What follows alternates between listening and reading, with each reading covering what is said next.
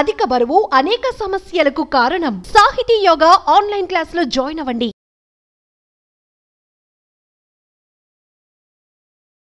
Hi hello నమస్తే welcome to our channel. నేను మీ Shri Anusha.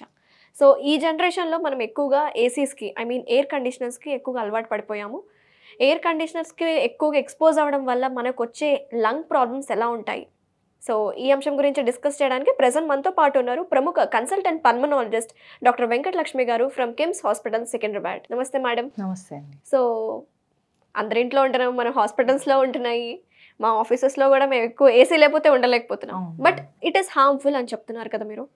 So ఎంతసేపు ఎక్స్పోజ్ అవుతే మంచిది, మనం ఆ టెంపరేచర్కి ఎంత పెట్టుకుంటే మంచిది, దానివల్ల వచ్చే లంగ్ ప్రాబ్లమ్స్ ఏంటంటారు? సో మనం ఏసీస్ వల్ల హార్మ్ఫుల్ కాదు, కానీ ఏసీ మెయింటెనెన్స్ లేకపోతే it will cause severe health damage. Coming to central ACs, ఏవైతే మనం కామన్గా సాఫ్ట్వేర్ ఆఫీసెస్లో కానీ అంటే బిగ్ ఆఫీసెస్లో కానీ వాడతామో వాటికి కొన్ని స్టోరేజెస్ ఉంటాయి, వాటర్ స్టోరేజ్ ప్లాంట్స్ కానీ అలా ఉంటాయి.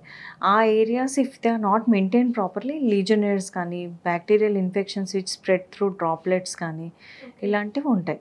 సో వాటి వల్ల లంగ్ ఇన్ఫెక్షన్స్ వచ్చే ఛాన్సెస్ ఉంటాయి. అండ్ వాటి ట్రీట్మెంట్ కూడా అంటే డిఫికల్ట్గా ఉంటుందన్నమాట. సో నార్మల్ నిమోనియాస్ లాగా అవి రెస్పాండ్ కావు.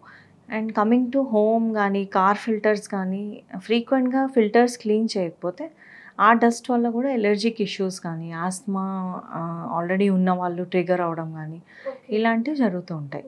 Apart from the environmental damage ఏదైతే ఏసీస్ రిలీజ్ చేస్తాయో, సో ఇన్ హౌస్ అంటే లోపల ఉన్న వాళ్ళకి ఇవన్నీ హెల్త్ ఇష్యూస్ వచ్చే ఛాన్సెస్ ఉంటాయి. కోల్డ్ ఎయిర్కి కొందరు అడాప్ట్ అవ్వలేరు. సో సైనసైటిస్ రావడం కానీ రిపీటెడ్ స్నీజింగ్ రావడం కానీ, ఎక్స్ట్రీమ్ లో temperature it self is a trigger for bronchospasm. Bronchospasm అంటే ఎయిర్వేస్ క్లోజ్ డౌన్ అవడం, దానివల్ల ఆస్మా ట్రిగర్ రావచ్చు.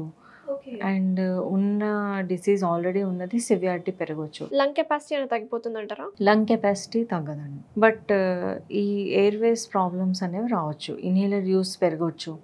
సో మనం ఏంటంటే యాప్ట్ రూమ్ టెంపరేచర్లో పెట్టుకుంటే ఇన్ని ఇష్యూస్ రావు. అది 16, 18 అన్ని లో టెంపరేచర్స్ పెట్టుకుంటే ఎక్కువ అయ్యే ఛాన్సెస్ ఉంటుంది. So 24-25 is ideal for such people.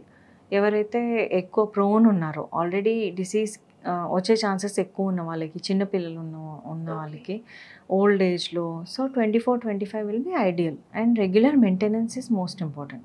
Clean చేసుకోవడం, ఫిల్టర్స్ చేసుకోవడం, coolers for the same matter. ఆ మ్యాట్స్ ఏవైతే ఉంటాయో అవి కూడా రిపీటెడ్ చేయకపోతే ఫంగల్ ఇన్ఫెక్షన్స్ కానీ, దానిలో ఫంగస్ కానీ మౌల్డ్ కానీ స్టోర్ అయిపోయి ఉండడం, ఇంట్లో డ్యాంప్ ఏరియాస్ ఉన్నా, లీకేజెస్ ఉన్నా అక్కడ నుంచి కూడా ఫంగల్ ఇన్ఫెక్షన్స్ వచ్చే ఛాన్సెస్ ఉంటాయి. సో కమింగ్ టు మన ఇంట్లో ఉండే మదర్స్, వాళ్ళకి కనుక ఆస్తమా ఉంటే వాళ్ళు ఎలాంటి ప్రికాషన్స్ తీసుకోవాలి డొమెస్టిక్లో? ఇంట్లో ప్రికాషన్స్ వచ్చేసరికి ఎక్కువ బర్డ్స్కి వీటికి ఎక్స్పోజ్ అవ్వకూడదు.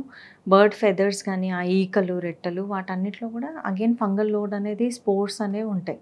ఓకే. సో అవి మనం ఇన్హేల్ చేసుకుంటే లోపల ఆల్రెడీ డయాబెటీస్ ఉందనుకోండి, లేకపోతే బ్రాంకెక్టైసిస్ అంటాం, లంగ్స్ చిన్నప్పుడు నిమోనియా వల్ల పాడైపోయి ఆల్రెడీ ఉన్నాయి ఎవరైనా, లేకపోతే పోస్ట్ కోవిడ్ కొందరికి లంగ్ ఫైబ్రోసిస్ వల్ల లంగ్స్ డ్యామేజ్ ఉన్నాయి.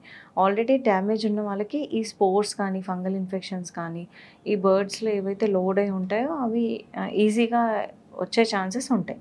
సో ఆ క్లీనింగ్ అనేది అవాయిడ్ చేయాలి. Already susceptible